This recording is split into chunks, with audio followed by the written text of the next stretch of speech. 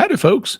This is just a reminder that if you like this content, you can help me out by liking, commenting, and especially by subscribing.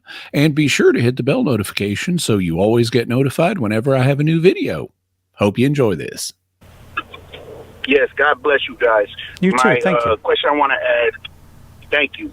In light of verses like baptism now saves you, I want to ask about the validity of Protestant baptisms for Protestant communities who do not believe in this, in regards to the intention, even if that's not linked to the doctrinal beliefs about being in non-salvific. What if the minister or layperson who baptizes you even openly out loud says, this is not, just prior to your baptism, this is not salvific, this is a declaration of your faith, you were already saved with accepting Jesus in your heart, this is not conferring, and basically not conferring the sacrament of grace or original sin, it's just an outward symbol of inward change. If they express that just prior to your baptism, could that invalidate that, and how is that not invalidating the intention to do what the church does? And that's basically my question. Thank you. Okay, so the church's practice is to accept Protestant baptisms that are performed with water with the use of the correct formula. And that applies even to baptisms that are in groups of Protestants that consciously reject the idea that baptism conveys grace to you. Now, fortunately, that's a minority in the Protestant community. Most Protestants do recognize that baptism, that God gives us his saving grace through baptism, but that is there, particularly in Baptist circles and those who have been influenced by Baptists. So what it does is if someone rejects, and it doesn't matter whether they reject it in their heart or they say it out loud, but if someone is rejecting the idea that baptism saves you, if they reject that, then what that does is that creates a second intention. They have an intention to do what the church does. That, they know Jesus created this sacrament.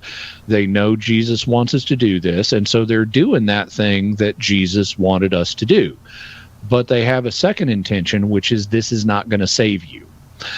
Okay, so we've got a conflict between the intention to do what Jesus wanted us to do and what they think the sacrament does. And so the question then becomes, and here we're venturing into theology rather than church doctrine, but how do we resolve this conflict? Well, since the church holds that these baptisms are to be treated as valid, what that would tell me from a theological position would be that it's the intent to do what Jesus commanded us to do that dominates. And I think that's right. Because they wouldn't be doing baptism at all if they didn't think Jesus had commanded it. So the more fundamental intention is to do what Jesus wants. And even though they've laid a contrary intention on top of that, the fundamental intention is we're trying to obey Jesus here. And if you went to someone and said, what if you're wrong? What if this really does communicate saving grace? Would you still baptize this person? If you knew that Jesus taught that this will save the person, would you still baptize them? And they'd say, of course I would.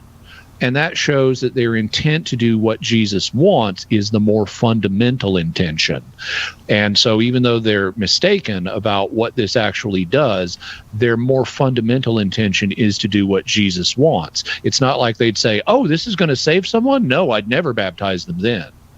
And so if you put it to them in those terms, it'll reveal what their more fundamental intention is, and it is to do what Jesus wanted.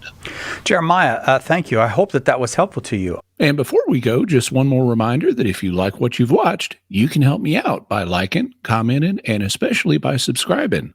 I'm trying to grow my channel, and I'd really appreciate your help. Thank you, and God bless you.